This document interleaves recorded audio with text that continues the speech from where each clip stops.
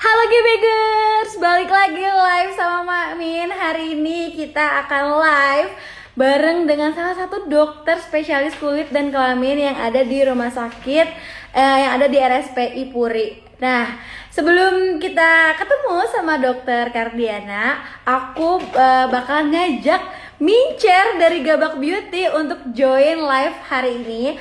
Karena live hari ini banyak banget hadiahnya. Terus juga kalian harus banget pantengin live kita sampai akhir, karena nanti di akhir kita bakalan kasih quiz untuk yang udah mantengin atau yang udah nonton live kita. Dan hadiahnya ada hydrating night cream dari Gabak Beauty. So kalian semua harus banget sih tonton live kita hari ini. Hari ini tuh kita akan ngebahas tentang percaya diri, tentang confidence. Gimana Bumil dan juga Busui percaya diri atasi kulit kusam ataupun kulit yang berjerawat. Kira-kira nanti pertanyaannya seperti apa, di-keep dulu karena nanti tanyanya pada saat kita udah join sama dokter Kardiana dari RSPI Puri. Sekarang Mamin mau ajak join Mincer dulu nih untuk ikutan live hari ini. Dan pastinya supaya kita semakin akrab gitu loh, karena udah lama banget kan Mamin nggak live di Gabak Indonesia. Karena kemarin tuh kita lagi ada event offline, yaitu talk show offline gitu kan di Gabak Indonesia dan juga Gabak Beauty. Jadi sekarang saatnya Mamin menyapa para mumi-mumi online di live hari ini. Dan kalian harus banget sih nanya ataupun aktif di live hari ini karena hadiahnya ada hampers hydrating night cream dari Gabak Beauty. Tunggu ya, Mamin mau invite Mincer dulu. Halo Mami, ini Mamin juga mau sapa-sapa. Ada Mami Hotmian Christine, ada Mami Wulandari, ada Mami Bilkis. Sebentar nih, Mamin mau ajak Gabak Beauty. Oke, halo. Ada nih Mincer. Hai Mincer. Mincer, hai. Halo Makmin, halo Gbgers, halo geng cerah. Hai. Hari ini kita akan bahas tentang percaya diri atasi kulit kusam dan berjerawat kayak Makmin ya sekarang. Betul Nanti kita bakalan nanti kita akan live bareng dengan dokter Kardiana dari Rumah Sakit Pondok Indah Puri. Nah, ini kita sapa-sapa dulu nih. Hai. Oh ya, Mincer. Di Gabak Beauty itu lagi ada campaign apa sih, Mincer? Yes, nih Makmin dan semua Gbgers dan geng cerah yang lagi nonton nih live kita hari ini. Gabak Beauty ini lagi ada campaign baru nih Makmin. Setelah kemarin kan kita habis ada Kapadokia Journey Program ya. Terus juga hadiahnya jalan-jalan ke Kapadokia. Dan juga. Nah, setelah dari Kapadokia, nggak berhenti di situ aja Makmin nih. Gabak Beauty kasih surprise nih untuk geng cerah ya. Karena setelah di Kapadokia Journey Program yang kemarin, Cycle 2, kini hadir juga Confidence Journey Program Cycle 3 yang hadiahnya iPhone 11 Makmin. Wow. Uang jutaan rupiah. Caranya gimana, Mincer? Caranya gampang banget nih untuk semua Gbgers dan juga geng cerah. Tinggal beli aja produk Gabak Beauty, mau yang varian manapun atau semuanya langsung 5-5-nya boleh banget ya Makmin. Lalu download aplikasinya Gabak aplikasi. Abis itu selfie aja ya Makmin sama produk tuh. Kayak si Makmin tuh udah ready banget ya. Nah, abis itu bikin story setiap selesai update selfie di confidence program di Gabak aplikasi. Habis itu nanti terakhirnya tinggal share before after serta ceritakan jujur pengalamanmu sesuai dengan hashtag CJP3 ini. Lalu kalian berkesempatan untuk mendapatkan iPhone 11 dan uang tunai jutaan rupiah. Seru banget. Info lebih lanjut bisa langsung cek di feed Instagramnya Gabak Beauty ya, mami-mami semua. Betul. Pantau terus Gabak Beauty. Ada yang nanya nih Mincer, kalau lagi nggak hamil ataupun nggak menyusui, boleh nggak ikutan CJP? Boleh banget dong, langsung ikutan aja semua Gbgers, mau yang lagi hamil ataupun menyusui ataupun tidak misalnya, boleh banget ikutan. Bahkan kemarin ya Makmin, aku kasih tau aja nih, bahkan ada Paksu yang ikutan juga loh, Wow. CJP3. Keren Cuma banget. ikutan aja, boleh banget ikutan. Biar kesempatan dapat iPhone 11 semakin besar. Keren banget. Pokoknya info lebih lanjut bisa langsung cek feed Instagramnya Gabak Beauty. Nah, sekarang nih Mincer, Makmin mau invite Dokter Kardiana, spesialis penyakit kulit dan kelamin di RSPI Puri, Rumah Sakit Pondok Indah yang terletak di Puri ya, untuk kita sama-sama membahas tentang percaya diri atasi kulit kusam dan berjerawat, apalagi khusus untuk bumil dan juga untuk busui. Nah, sebelum aku invite dokternya, aku mau kasih tahu dulu nih buat momi-momi semua. Jadi di RSPI Puri itu ada Center of Excellence. Jadi Center of Excellence itu adalah Skin and Aesthetic Clinic. Jadi di rumah sakit itu nggak cuma mengatasi di RSPI Puri itu nggak cuma mengatasi permasalahan penyakit kulit, karena juga klinik kecantikannya juga ada di dalam rumah sakit atau di RSPI Puri, dan menghadirkan solusi berbagai permasalahan kulit dan estetika kulit, dari mulai remaja, terus juga mulai dari penuaan kulit juga, flek hitam, kerutan, kantung mata, pori-pori besar, terus sama juga kayak kulit yang nggak merata gitu kan. Pokoknya dilayani oleh dokter spesialis kulit dan kelamin yang berpengalaman, dan juga melayani berbagai masalah kulit lainnya kayak masalah rambut, kuku, atau infeksi menular seksual. Dan juga nih yang paling kece banget di RSPI Puri itu ada laser kolagen dan juga salmon DNA glowing radiance treatment loh, Michelle. Keren banget. Keren banget kan? Keren banget. Yang pasti nggak sabar untuk aku invite Dokter Kardiana dari Rumah Sakit Pondok Indah Puri. Dan Dokter Kardiana Purnama Dewi ini prakteknya itu dari hari Selasa, Rabu, dan juga Selasa, Rabu, Kamis, dan Sabtu. Untuk hari Selasa itu jam 5 sampai jam 8 malam. Untuk di hari Rabu jam 9 pagi sampai jam 12 siang. Di hari Kamis jam 3 sore sampai jam 8 malam. Dan di hari Sabtu jam 12 sampai jam 2 siang. Jadi jangan sampai kelewatan, karena harus banget kita selain menjaga kulit pakai skincare, merawat kulit, kita juga harus treatment, karena ada banyak banget permasalahan kulit yang nggak cukup lewat skincare aja kan, Mincer. Jadi memang harus banget cobain treatment di RSPI Puri, karena nggak cuma kalau orang-orang mikirnya ke spesialis penyakit kulit dan kelamin di rumah sakit itu kan kayak misalnya kalau misalnya sakit kulit doang, padahal sebenarnya enggak. Di dalam RSPI Puri itu ada klinik kecantikannya keren banget. Dan gak sabar aku mau invite dokternya dulu nih, Dokter Kardiana. Sebentar ya, aku invite dulu. Oke. Kita tunggu ya. Hai dokter. Halo. Iya ampun, seru banget. Makmin dan Mincer. Yes. Betul. Lihat deh, seru. Halo. Hai dok, gimana dok? Kabarnya sehat dok? Oh, sehat sekali. Wow.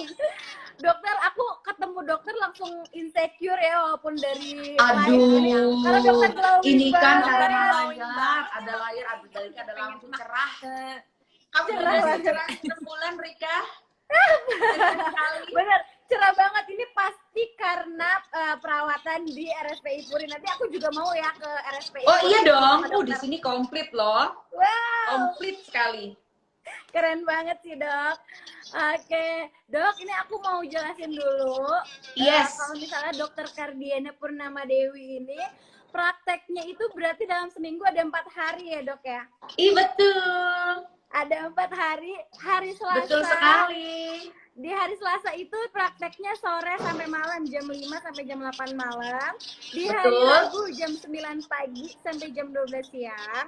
Kemudian Betul. di hari Kamis jam 3 sore sampai jam 8 malam. Dan di hari Sabtu nih, khusus para working mom kayak aku, itu harus banget datang di hari Sabtu, adanya di jam 12 sampai jam 2 siang. Iya, aduh 100 untuk kamu. Terima kasih Rika. Infonya lengkap Wah, harus keren. appointment cepet-cepet nih, soalnya dokter Kardiana padet banget jadwalnya. Wow. Iya, tahu aja.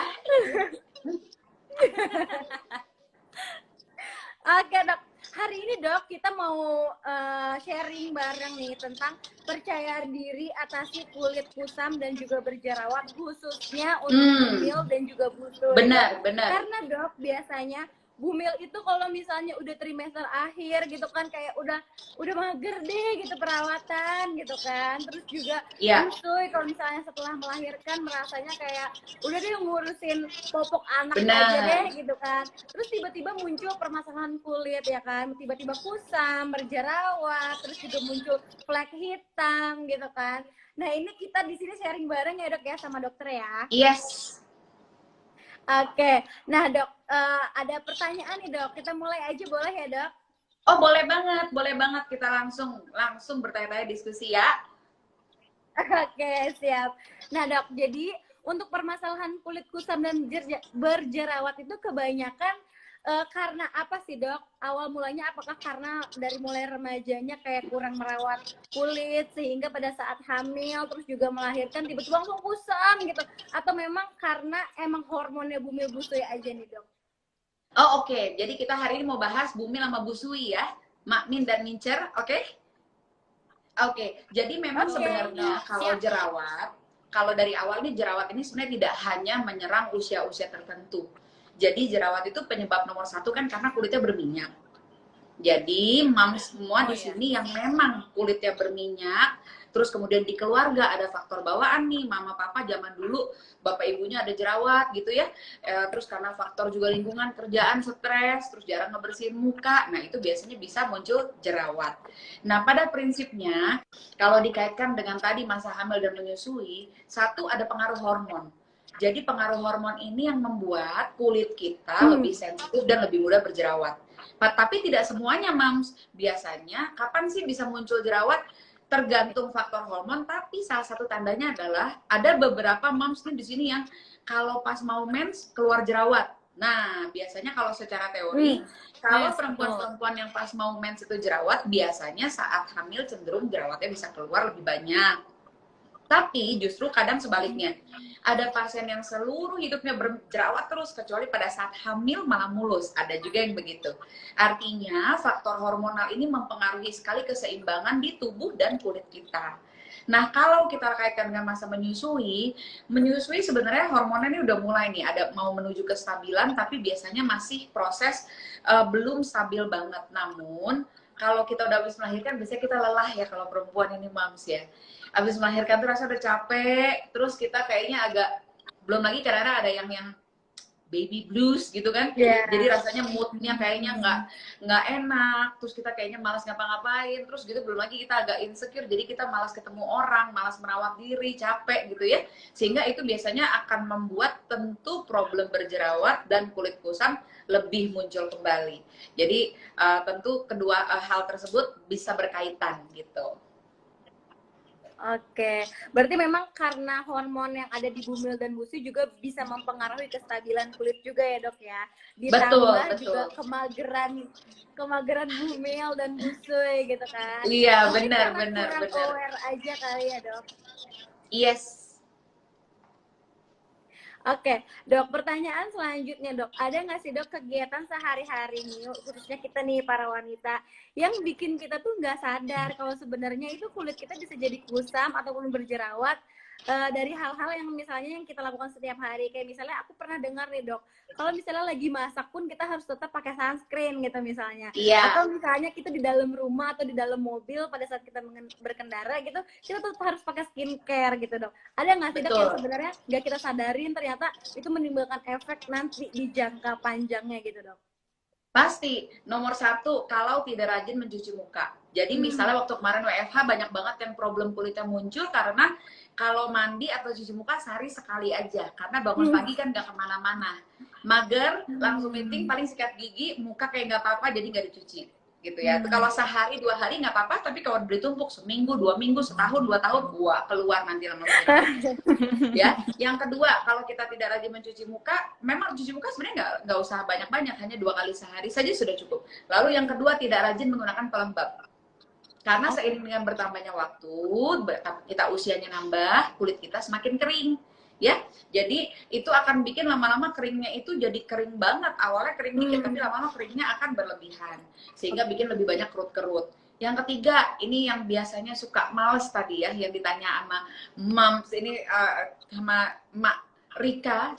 Jadi itu memang kalau misalnya kita malas menggunakan sunscreen, maka tentu akan berdampak karena memang UV itu, paparan sinar matahari, menjadi salah satu faktor utama yang menyebabkan kulit kita ada tanda-tanda aging.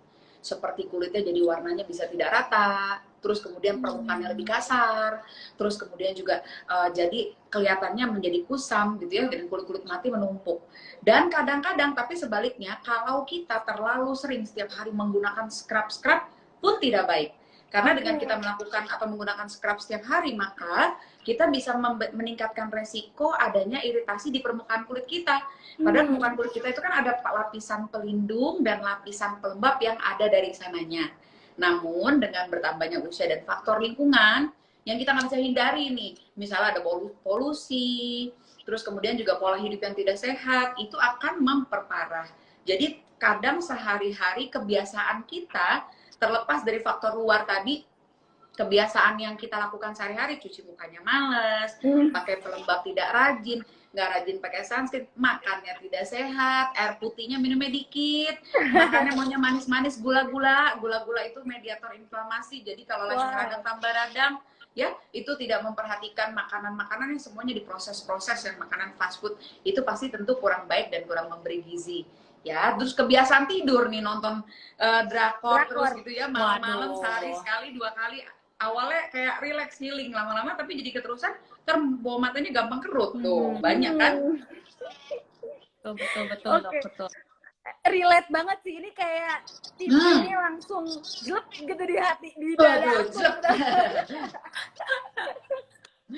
Berarti aku pernah nggak ya, lempar apa-apa loh, Rika.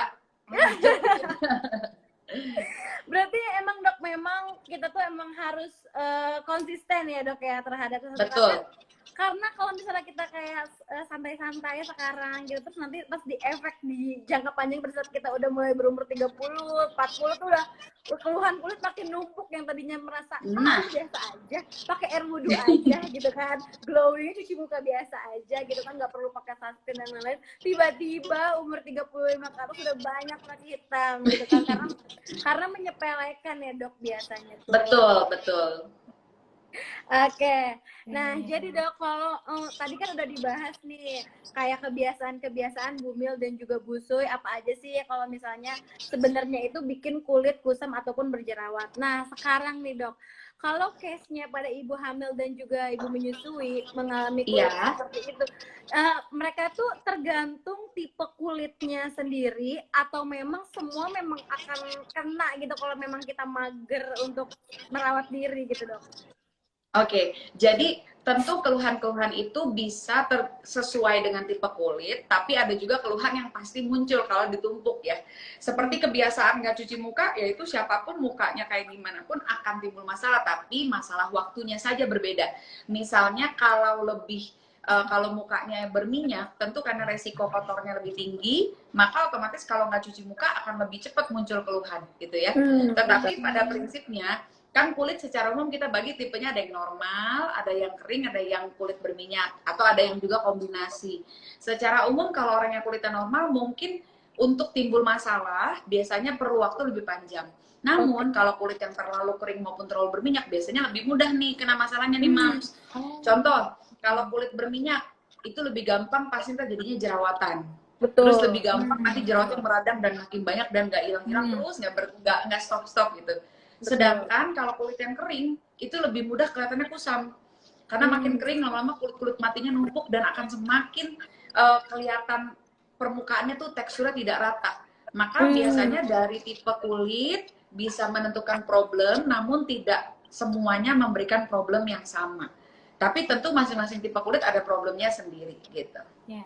Oke, jelas banget ya Gbagers Mom semua. Jadi memang kita harus kenali dulu nih tipe kulit kita masing-masing. Kalau misalnya tadi kulit kita berminyak, itu akan lebih mudah dapat kayak permasalahan-permasalahan kulit ke depannya kalau kita nggak rajin merawat kulit gitu kan. Tapi kalau misalnya udah pada hopeless nih, aku perasaan udah pakai ini tapi tetap kulit aku masih gini-gini aja, langsung aja deh ke dokter Kardiana di RSPI Puri. Boleh, boleh, boleh. Oke. Kemudian nih, pertanyaan selanjutnya nih dok. Sebentar nih aku cek dulu. Nah, ciri-ciri kulit yang kusam dan berjerawat dok. Karena kadang biasanya kalau kita ngelihat sekilas mata nih dok, mungkin merasanya, oh ini kulitnya biasa aja gitu. Mungkin karena emang kulit aku tipikalnya memang sore agak coklat gitu. Padahal sebenarnya Iya, tuh dia tuh kayak udah mulai kusam gitu dok. Terus benar. misalnya muncul kayak jerawat kecil-kecil terus dianggap kayak menormalisasi itu kayak biasa aja, ini karena Ntar juga hilang sendiri iya gitu ntar ya juga makin hilang ya. gitu. Nah sebenarnya hal seperti apa yang udah mulai kita waspadai dok, apalagi untuk bumil dan busuk ya dok ya, kadang itu dia selama 9 bulan atau 10 bulan hamil gitu kan, nanti dulu deh perawatannya, soalnya kadang suka berkaitan dengan ingredients tuh kayak Agak agak takut sulit ya. untuk informasi seperti itu gitu. Nah untuk kita mengetahui kayak red flag-nya gitu, kita harus skincarean ataupun treatment itu seperti apa nih dok? Oke, tapi yang pertama dokter mau menyampaikan dulu bahwa sebenarnya pada ibu hamil dan ibu menyusui tetap boleh melakukan perawatan kulit. Tapi perawatannya perawatan biasa yang seperti membersihkan wajah, menggunakan pelembab, menggunakan sunscreen, harusnya tidak ada masalah. Namun kandungan-kandungan harus diwaspadai. Kandungan-kandungan yang ada kandungan asid, asam-asam ya, asam salisilat, asam retinoat, semua asam-asam itu biasanya sementara dihindari dulu. Tapi kalau hanya pelembab biasa, boleh-boleh saja digunakan. Nah, yang paling penting adalah ketika kita mau menggunakan treatment ya, kita harus kenali tipe kulit kita yang tadi sudah Rika sampaikan. Nah, pada ibu hamil dan menyusui, menurut dokter juga kalau memang tidak ada problem ya tidak perlu diobatin atau tidak perlu melakukan perawatan. Kalau lagi malas ya nggak apa-apa, kasih waktu buat diri sendiri lah ya. Tetapi kalau memang kita mengalami masalah, contoh kulit kita kering, tapi keringnya mulai makin kering banget, keringnya mulai nampak sampai ada kayak ada kulit-kulit halus-halus yang kelupas-kelupas. Pas gitu Lalu ya dok ya. itu ada kelupas-kelupas halus dan nggak hilang-hilang walaupun udah dikasih pelembab. Lalu di daerah sudut-sudutnya setelah ada kelupas-kelupas mulai terasa agak perih-perih atau mulai agak merah. Begitu ada keluhan subjektif kita bilangnya ya. Jadi begitu ada keluhan, mulai gatel, mulai merah, mulai perih, mulai rasa nggak nyaman, maka itu saatnya udah wajib berobat ke dokter sebelum dia makin parah. Kenapa? Karena pada kehamilan terutama, karena pengaruh hormon, kulit kita tuh jauh lebih sensitif dan ambang rangsangnya tuh menurun terhadap segala rasa-rasa itu. Jadi lebih gampang gatel, merah, lebih gampang iritasi ketika tidak diobati secara langsung. Nanti masalahnya jadi berkepanjangan. Padahal kalau pada bumil, kalau lagi ada problem, itu ngobatinnya agak susah. Kenapa? Karena banyak obat yang ya termasuk golongan dihindari ya kan, tapi kalau memang dibutuhkan boleh diberikan. Terus begitu kalau mau pakai krim-krim juga nanti takut gitu kan, krim-krim obat-obat gitu. Jadi sebaiknya kalau mams emang udah ada rasa atau ada keluhan lebih baik dikonsulkan. Sebaliknya kalau pada busui, kalau udah menyusui kan ini babynya udah keluar nih, udah lumayan ya, sedikit ada lebih rilis lah, karena salah satu yang kita khawatirkan adalah resiko efek samping penggunaan krim-krim atau obat pada janin. Kan kita takutkan itu terjadi ya. Namun ketika babynya sudah keluar, sudah lumayan nih, kita udah sedikit lebih lega. Tetapi satu hal yang perlu diingat mams, tidak semua obat-obatan atau obat yang digunakan untuk kulit walaupun tidak diindikasikan aman untuk ibu hamil dan busui, tapi umumnya jika digunakan dalam batas normal dan digunakan sesuai kebutuhan tuh biasanya tidak apa-apa. Nggak perlu terlalu takut. Jadi nanti ke ASI, ya nggak semerta-merta kita ngoles krimnya ke ASI gitu kan, ngeri banget nggak ya? Ya, jadi biasanya ada memang kandungan-kandungan tertentu yang kita bilang tidak boleh. Tapi kalau secara umum digunakan yang aman biasa-biasa saja harusnya tidak apa-apa. Nah, balik lagi ke yang tadi, maka kalau selama hamil maupun menyusui keluhan subjektif atau ada rasa yang mengganggu mulai muncul, seperti misalnya kalau tadi kusamnya itu udah mulai kering dan kemudian bikin iritasi, merah, perih, gatel, atau jerawat, sebaliknya jerawatnya tuh tadinya kita kira kayak beruntus-beruntus. Sebenarnya kalau kita lihat beruntus-beruntus tuh bisa dua, apakah beruntus karena reaksi kulit karena menggunakan produk-produk yang kita baru pertama kali pakai, atau sebenarnya beruntusnya itu komedo. Nah, kalau komedo itu termasuk kategori jerawat loh, mams. Komedo Oh. itu termasuk kategori jerawat, tapi jerawat yang tidak meradang. Jadi kalau jerawat itu secara ilmiah kita bagi, ada yang meradang, ada yang tidak meradang. Yang meradang yang merah-merah, gede-gede, yang bernanah gitu ya. Tapi jerawat yang tidak meradang itu biasa bentuknya komedo. Maka ketika komedonya memang banyak, udah semuanya muncul, itu lebih baik diobatin supaya tidak menjadi semakin parah dan tidak menjadi semakin banyak. Karena kalau udah makin banyak, besar-besar dan parah infeksinya, biasanya cenderung berbekas. Kalau udah berbekas, nanti ngilangin bekasnya jauh lebih sulit dan biayanya jauh lebih mahal biasanya daripada nyembuhin yang awalnya gitu. Wow, jelas banget penjelasan dari dokter ya. Jadi Bisa aja Mak Min. jadi males. Dokternya seru banget loh. Berarti kalau misalnya perawatan sama dokter nih biasanya dibecandain nih pasti nih pasiennya nih. Pasti Biar lebih dong. relax. Colek-colek nih si pipinya gembil Mak Min. Oke nih, tadi udah dijelasin ya sama dokter ya. Jadi kalau misalnya untuk bumil dan juga busui, kalau misalnya red flag-nya itu kalau misalnya kulitnya udah mulai kering, terus juga udah mulai kayak kemerahan dan pokoknya perih gitu kan, itu langsung deh Betul. harus jangan coba-coba maksudnya untuk cari alternatif krim-krim yang belum BPOM, langsung aja kita harus konsultasi memang ke dokter spesialis kulit dan kelamin, apalagi langsung ke dokter Kardiani udah oke banget nih. Dari live aja kelihatan ya dokternya, ya ampun. Iya, asik baik sekali Mak Min Rika. Kamu ntar dapat ya tas gabak tuh. Bukan aku yang punya. Tadi ada iPhone apa tuh? Mau mincer pakai itu iPhone mau juga. Waduh. Mau dapat iPhone. Oke, ini dok, pertanyaan selanjutnya nih dok. Sekarang kan lagi marak banget untuk skincarean kulit kusam dan berjerawat. Menurut dokter, apakah skincare dapat menjadi penanganan sebelum terjadinya peradangan gitu dok? Oke, boleh aja. Jadi nomor satu begini, tentu tidak ada apa-apa, langsung ke dokter, enggak juga. Kalau nomor satu begini, ketika moms itu kulitnya normal, maka silahkan saja mencoba menggunakan produk-produk yang jual bebas, tidak ada apa-apa. Namun ketika moms kulitnya berproblem nih, kok kayaknya ada iritasi-iritasi merah-merah atau misalnya ada jerawat-jerawat, boleh di awal coba dulu gunakan produk-produk yang dijual bebas, silahkan. Namun ketika moms melihat, wah udah 1 bulan, 2 bulan maksimal deh, kasih waktu 3 bulan udah nggak ada progres atau bertambah parah dalam waktu 1 bulan pertama pakai, tentu lebih baik dikonsultasikan. Karena sebenarnya memang kan produk-produk yang dijual bebas, produk apapun ya, itu efeknya kan tidak instan ya. Ini harus dicatat nih, kadang-kadang moms itu suka kadang-kadang kalau berobat itu mau takut komposisinya, tapi nanya juga, ini berapa hari nih bisa sembuh nih dok gitu. Ya ampun, dalam hitungan hari, Bo. Jadi harus kasih waktu, harus rutin dan konsisten. Ketika kulit itu kan biasanya kita akan mengalami perubahan. Jadi kulit itu akan mengalami, kita bilangnya proses keratinisasi. Artinya dalam waktu 1 bulan tuh dia akan melupas, buangin sel kulit mati, dia muncul lagi ke permukaan jadi yang baru. Nah, ketika kita memberikan waktu buat kulit kita, misalnya kasih krim, coba deh, lihat nih sebulan. Kalau memang tidak ada efek samping ya, lihat sebulan. Membaik gak? Oh belum, 2 bulan, 3 bulan, udah cukup kali, udah 3 cycle, ya nggak? Oh itu berarti aku harus coba, kalau memang dia bertambah parah, pasti wajib berobat ke dokter. Tapi kalau belum sampai 3 bulan, katakanlah baru pakai 1-2 minggu, wah kayaknya langsung merah, maka langsung di stop dulu. Dan begitu tambah parah ya langsung dikonsultasikan. Namun tidak apa-apa untuk mencoba menggunakan produk yang dijual bebas, boleh saja selama produknya kredibel dan ada misalnya berbepom gitu ya, boleh. Tapi ya pokoknya jangan terlalu tergiur-giur testimoni endorse itu moms ya kan, nggak boleh ya. Oke, jelas banget. Jelas banget. Jadi aku mau nyempilin iklan sedikit, boleh nggak dok dari pihak? Oh boleh. Boleh ya.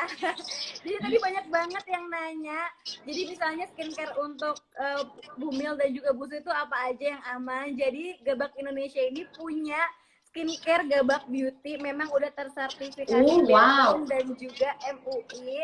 Jadi memang kita itu berani klaim aman untuk bumil dan busui di packaging kita, karena biasanya tuh kalau biasanya untuk brand lain ya, itu cuma sebutannya kayak busui friendly. Tapi kalau untuk Gabak Indonesia memang kita di packagingnya itu sendiri ada tulisan memang khusus untuk bumil dan busui. Untuk ingredientsnya pun Pokoknya tenang aja, ini aman dan halal untuk Bumil dan Busui. Jadi jangan ragu untuk Bumil dan Busui.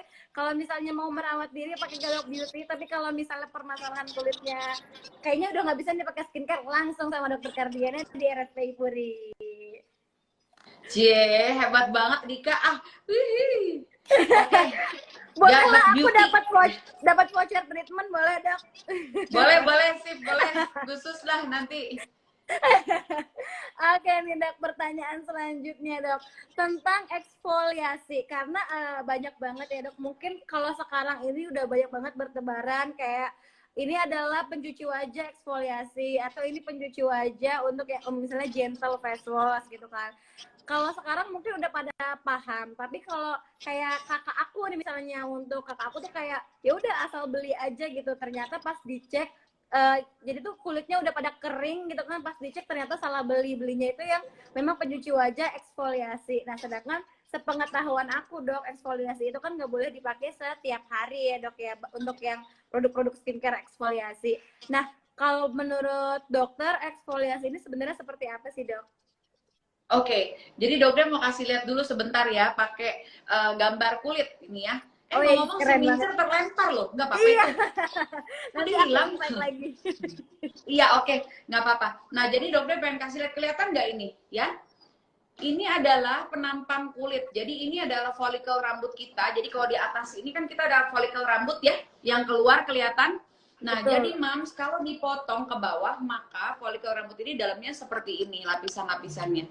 Ya, aduh mincer habis terlempar. Aduh, maaf, tadi ada kayaknya Nggak apa-apa. agak ini. Oke. Baik, lanjutkan Nah, dok, silakan. Oke, jadi yang kita lihat di sini adalah ini kalau yang setiap kali kita buang, jadi kulit itu lapisan 1 dan 2, ada bawahnya lagi yang ketiga itu adalah lemak. Nah, lapisan yang paling atas isinya tuh sel kulit mati memang. Nah, kulit mati ini secara normal dibuang setiap 1 bulan. Nah, ini dari bawah naik ke atas dibuang nih, dilepas gitu ya. Nah, sekarang ketika sudah dilepas, maka umumnya kan normalnya 1 bulan ya. Nah, tapi karena satu dan lain hal, apalagi karena faktor usia, karena tidak pernah merawat, akhirnya kadang-kadang pengelupasannya berjalan lebih lambat, terus malah nanti kelupasinnya juga nggak rata, makanya bikin muka kita kadang-kadang, nih kok kulitnya belentang-belentung ya, atau di sini kayak lebih kusam sebentar gitu ya. Nah, jadi sebenarnya untuk membantu supaya kulit kelihatan lebih bagus dan lebih kinclong, lebih mulus, sebenarnya eksfoliasi itu satu hal yang boleh dilakukan. Ya, itu satu. Yang dimaksud dengan eksfoliasi adalah kita mengelupaskan atau membuang permukaan kulit mati ini, sehingga kalau udah dibuang, jadi kulitnya kan harusnya lebih bersih dong gitu ya. Nah, nanti kalau sering-sering eksfoliasi kulit jadi tipis, bener nggak? Tidak benar. Eksfoliasi itu membuang permukaan kulit, ibaratnya Mams lagi pada ngosek lantai yang lantainya kotor, dikosek ulang-ulang. Kan jadi makin kinclong, tapi lantainya nggak makin tipis kan? Emang kita makin ke bumi kan? Enggak. Nah, tetapi pada prinsipnya kalau kita mau melakukan eksfoliasi, maka tergantung dari bahannya. Dokter jelasin dulu nih, eksfoliasi itu Mam, pada prinsipnya ada 2. Eksfoliasi fisik atau eksfoliasi kimiawi. Eksfoliasi fisik berarti kalau physical exfoliations pakai fisik ini. Jadi biasanya pakai pembersih yang ada scrub ya. Mams suka pakai apa tuh, alat-alat lah apalah yang bisa buang sel kulit mati yang kasar-kasar. Itu namanya physical exfoliation atau eksfoliasi yang physical. Tetapi kalau eksfoliasi yang chemical, maka kita menggunakan cairan yang biasanya dioleskan kalau kita ke klinik, kita ke rumah sakit, ke dokter kulit, itu dioleskan cairan chemical peeling yang biasanya membuat supaya kulit matinya pun terbuang. Nah, ketika dia berada dalam konsentrasi tertentu, maka biasanya memang tidak boleh terlalu sering. Terlalu sering dalam arti kalau untuk yang chemical palingan 1 bulan 1 kali sampai 2 kali saja. Sedangkan kalau mau pakai eksfoliasi seperti scrub-scrub yang tadi, Rika tanyakan, itu kita boleh lakukan, tapi tergantung satu, bahan aktif dari pencuci wajah tersebut, dan kedua, berapa kasar beads-nya. Semakin kasar beads atau si biji-biji scrubnya itu, tentu kita harus semakin jarang gunakannya. Mungkin seminggu sekali sudah maksimal atau 2 minggu sekali seperti itu. Tapi ketika beads-nya halus-halus, oke, kita boleh lakukan misalnya sedikit lebih sering, seminggu 1 sampai 2 kali, ya dokter rasa sudah lumayan. Apalagi kalau ada acidnya. Karena apa? Eksfoliasi terus-menerus yang tidak diiringi dengan pemberian pelembab yang baik dan cukup, maka tentu akan memberikan efek yang makin mudah kulitnya mengalami iritasi. Jadi tentu harus dihindari gitu. Wow. Semoga menjawab ya. Menjawab ini aku Rika. sambil nyatet loh dok, keren Iya, banget. kamu nyatet. Coba konsen ke layar ini ya. Nyatetnya serius bener, buset. Kalau ilmu juga nih ya Makmin. Nanti ya, kan di buat record Cece. juga nih. Nanti boleh ya Catatnya serius ya. aku bikin Iya. konten, terus nanti aku tag dokter dan juga RSPI, boleh ya dok? Oh boleh, boleh banget, boleh banget. Oke, nah kayaknya ini udah menjawab semua pertanyaan dari Makmin dan juga Mincer. Saatnya kita mungkin nanya ke para penonton nih ya dok ya. Ih banyak yang nanya dari tadi, banyak sekali pertanyaannya tuh. Iya, Banyak udah. tapi Dok Dew nggak ngeliat ke bawah situ. Soalnya terlalu banyak sekali.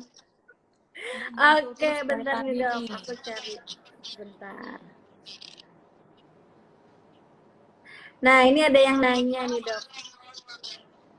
Kalau dari Momi Lisa Sulaiman, kalau treatment di klinik kecantikan, apakah boleh facial dan laser? Mungkin bisa dijelasin kalau misalnya kondisinya bukan bumil dan busui ataupun bumil dan busui dok.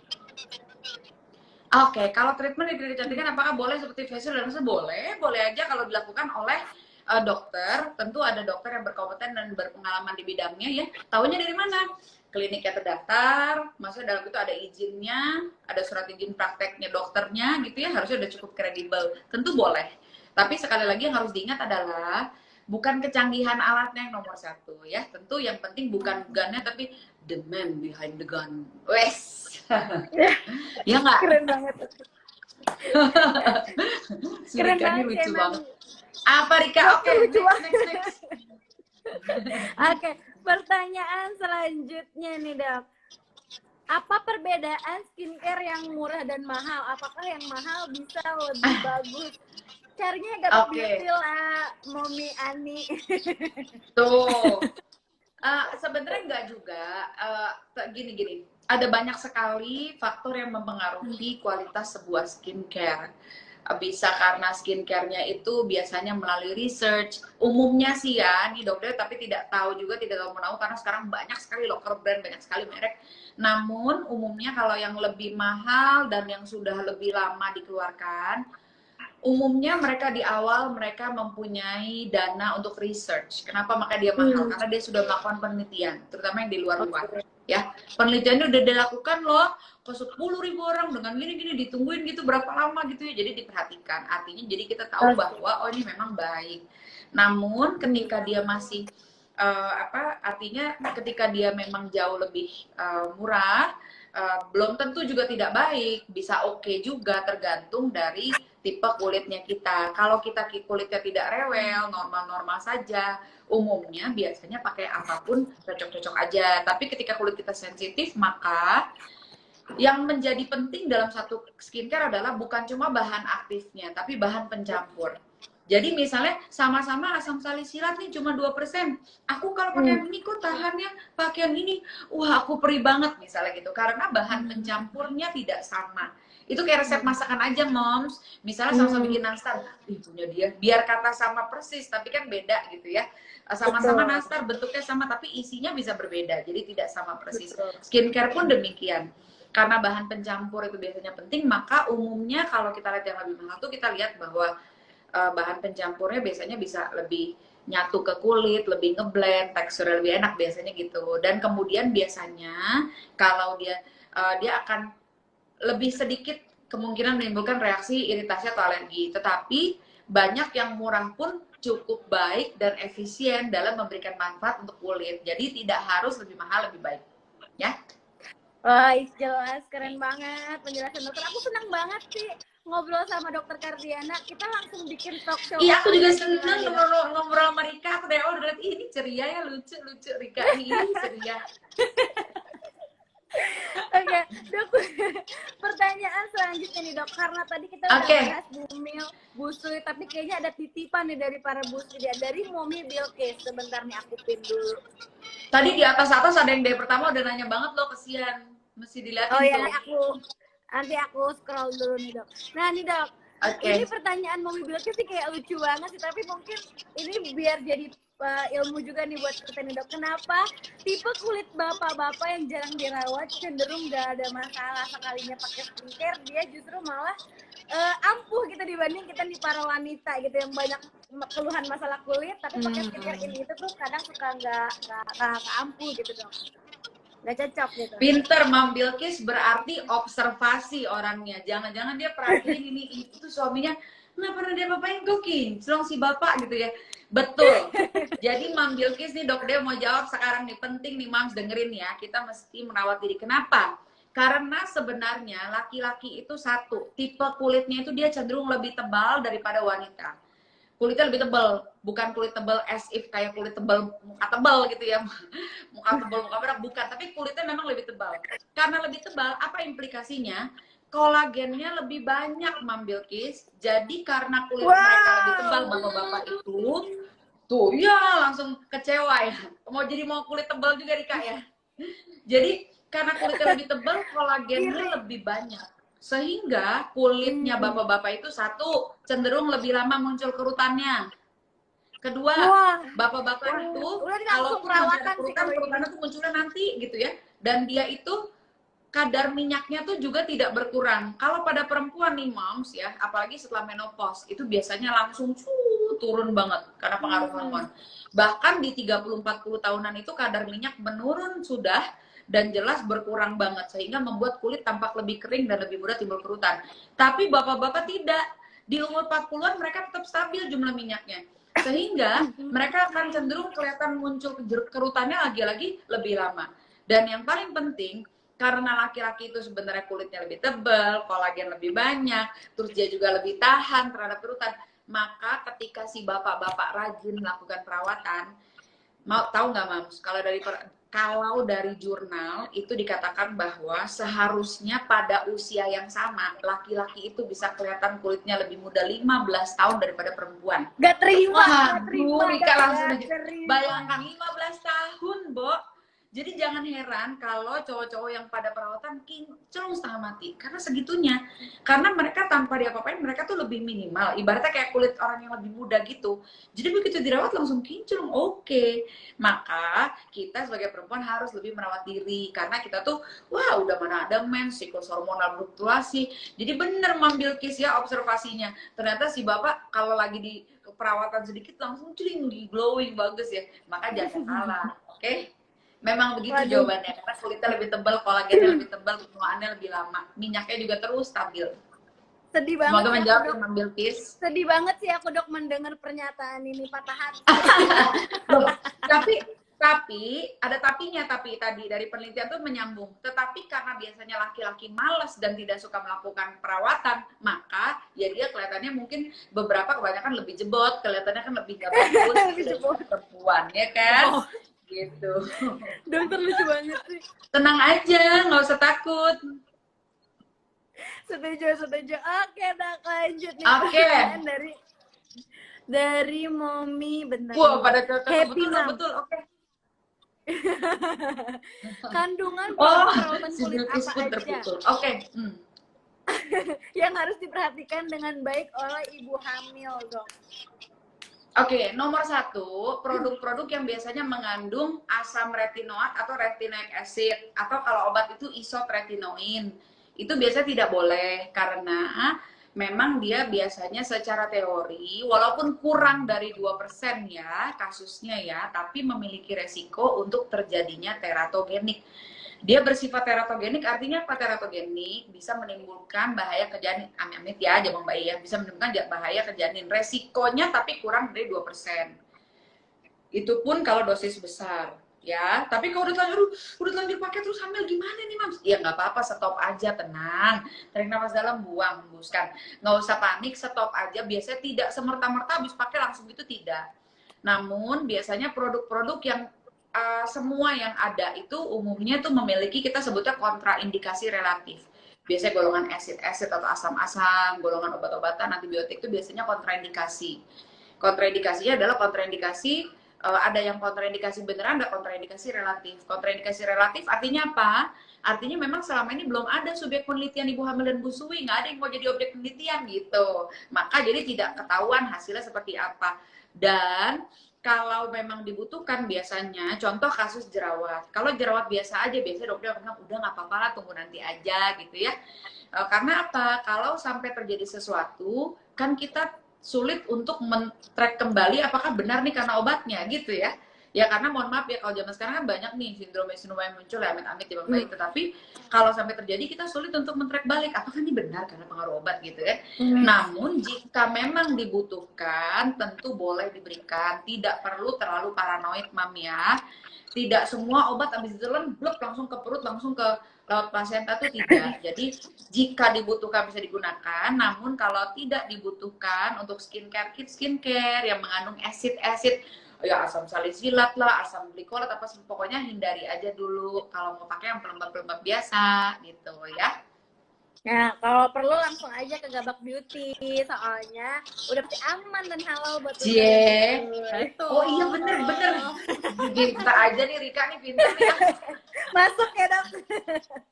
Masuk jadi- langsung bener. Jadi deh ini dapat voucher treatment dah aku. Nah, pasti. Glowing kayak dokternya. Oke, lanjut nih dok. Nah tadi siapa nih? Wah udah ke bawah nih bentar nih. Kenapa sorry dok. Dari Momi Timeva, dok kandungan niacinamide itu boleh nggak untuk semua jenis kulit? Boleh niacinamide itu sebenarnya kandungan dari turunan vitamin B3.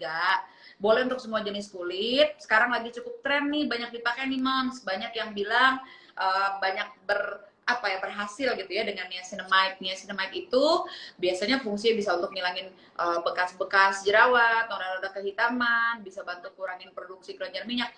Secara teori itu semua bisa, namun lagi-lagi tergantung konsentrasinya, berapa banyak. Ya, biasanya konsentrasinya tuh bisa sampai 10%, itu baru memberikan efek. Tapi kalau memang konsentrasi terlalu dikit, ternyata 1% atau 2% ya mungkin efeknya kurang. Dan tergantung lagi-lagi dari tipe cairan yang membawa jenis bahan pembawanya. Kalau bahan pembawanya oke, meresap dengan baik dan biasanya mereka kombinasikan dengan lain, tentu hasil bisa lebih optimal. Tapi intinya niacinamide boleh digunakan untuk segala tipe kulit, nggak apa-apa. Kering berminyak tetap boleh. Katanya dok kalau niacinamide itu memang super power ya dok. Maksudnya dalam sekali ingrediensi niacinamide itu udah banyak banget manfaatnya, bener nggak dok? Sebenarnya bukan hanya niacinamide sayang, banyak sekali. Contoh kayak vitamin C, itu kan udah idola di masa lampau. Tapi tetap aja kan vitamin C itu justru berguna untuk banyak hal, banyak banget. Jadi bukan hanya niacinamide, tapi niacinamide itu termasuk yang sedang tren sekarang karena baru diketemukan. Ternyata manfaatnya banyak banget gitu. Iya memang punya banyak manfaat dalam satu kandungan gitu. Dokter jelas Mincet boleh banget. tanya nggak dokter? Boleh dong sayang, kok mincer tadi mau nanya. Turunan dari Mincer itu pertanyaan- mincer ya? Apa sih? Mincerah. Kan geng cerah. Kita panggilannya kalau untuk Gebek Beauty itu geng cerah. Jadi mincer itu admin cerah gitu. Ya, kayak dokter. Oke. Nah, iya betul. kayak Oke. dokter. Oke. Kalau aku admin ceria. Oh ya, oke. Terus apa mincer? Oke, turun dari pertanyaan yang tadi dok tentang niacinamide. Selama ini kan kalau aku taunya juga niacinamide itu kan yang tadi kata Makmin sebenarnya segudang manfaat ya. Dan salah satunya pernah dengar juga emang bisa bener ya buat jerawat juga ya. Iya. Oh, oke.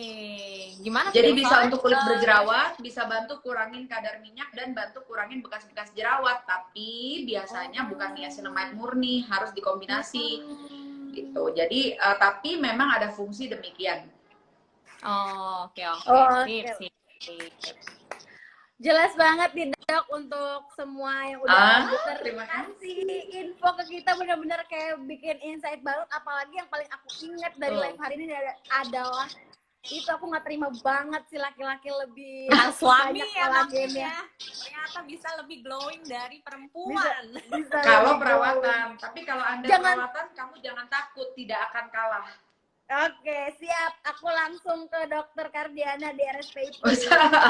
Sambil dikibas itu tadi kainnya penting banget. Oke. Untuk pertanyaan sepertinya udah selesai Oke. dijelasin semua sama dokter. Terus juga mohon maaf banget untuk para momi semua yang pertanyaannya belum kejawab. Boleh banget nanti next time kita bakalan, aku mau ajak dokter untuk talk show offline, webinar. Keren banget sih Dokter Kardiana. Aku favorito banget sama dokter. Oke, Yeay. untuk aku mau jelasin dulu untuk live hari ini berhadiah Hydrating Night Cream dari Gabak Beauty. Caranya gampang banget, tunggu sampai live ini selesai. Nanti setelah udah foto-foto sama Dokter Kardiana, aku akan jelasin kuisnya dan step by step gimana kalian bisa dapetin hadiah produk dari Gabak Beauty. Ini ada pelembab untuk di malam hari ya, mincer ya, ada Hydrating Night Yes, Cream. betul. Dan tenang aja karena ini hadiahnya banyak banget dan tadi udah yang nanya tadi juga udah aku tulisin, ada beberapa yang akan mendapatkan hydrating night cream juga dan hampers dari Gabak Beauty. Makasih banyak Dokter Kardiana udah hadir di live Gabak hari ini. Seru banget, terus juga Seru penjelasannya banget. mudah dimengerti, terus juga dokternya lucu banget. Iya. Terima kasih banyak. Oh, asik. Jadi bisa ya kalau ada itu stand up comedy boleh ya dikit ya. Oke, kita Makasih ya, dulu kalian boleh juga ya, Dok? ceria dan cerah sekali. Aduh, aku Oke. senang. Terima kasih hari ini perbincangannya menyenangkan. Terus kayaknya juga pertanyaannya mengarah sehingga bisa mudah untuk dijawab gitu. Dan mudah-mudahan bisa diterima oleh para mam sekalian dan bermanfaat tentunya. Amin, pasti bermanfaat banget. Oh ya dokter, akhir Godok saran dari dokter untuk para penonton hari ini yang mungkin punya permasalahan kulit, khususnya untuk bumil dan juga busui ini dok. Oke, siap. Jadi bumil busui semuanya tenang. Bumil busui bukan busui nggak apa-apa. Semua kulit bisa tampak menarik jika dirawat, titik. Perawatan tidak harus mahal dan mulai dari yang simple. Nggak usah gengsi, aku mah nggak mau skincarean. Tidak, skincare itu bukan kayak pakai macam-macam, tidak. Mulai dari bersihin kulit sehari 2 kali, pakai pelembab, mau pergi pakai sunscreen, termasuk kalau pas kita masak-masak depan kompor terus, karena memang itu sudah terbukti bisa menimbulkan pigmentasi, ntar mukanya jadi banyak flek. Coba lihat ibu-ibu pemilik catering yang masak sendiri, fleknya lebar-lebar ya kan? Iya. Oleh karena itu, jangan lupa untuk melakukan perawatan mulai dari yang simple aja dan sehari-hari.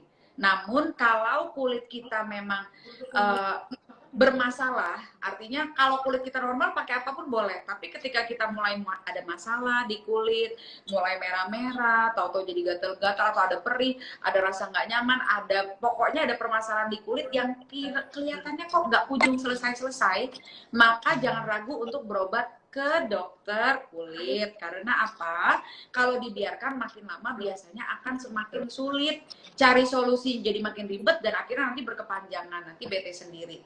Ya, jadi dan jangan takut bahwa stigmanya kalau ke dokter kita ketagihan, tidak. Biasanya ketagihan itu di masa lalu karena biasanya punya problem kulit yang kemudian merasa pakai ini ampuh. Udah gitu akhirnya jadi dipakai terus-terusan, dibeli sendiri. Nah, itu kan yang tidak boleh. Ya, maka hanya ketika dibutuhkan saja krimnya digunakan.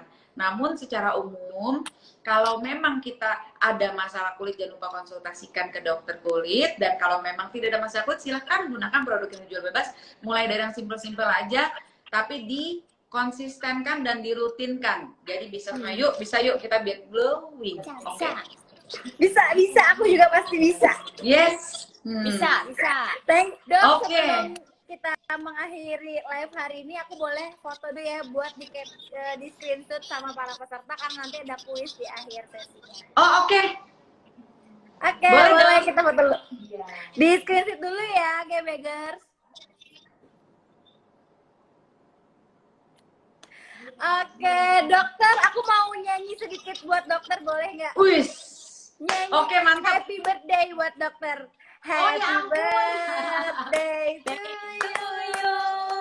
Happy birthday to you. Semoga dokter tetap jaya. Widih, mantap, let's go. Iya, oke. Makasih banyak Mak Min dan Mister dan Makasih juga banyak, teman-teman Dok. kalian yang udah ikut. Makasih ya. Aduh ya Thank ampun, you, aku terharu Dokter. dinyanyikan Sampai kita ketemu nyanyi lagu apa. di- Makasih. Sampai ketemu di lain kesempatan, Dok. Iya, terima kasih. Sampai ketemu lagi. Bye dokter. Bye. Quebec Lifestyle Solution.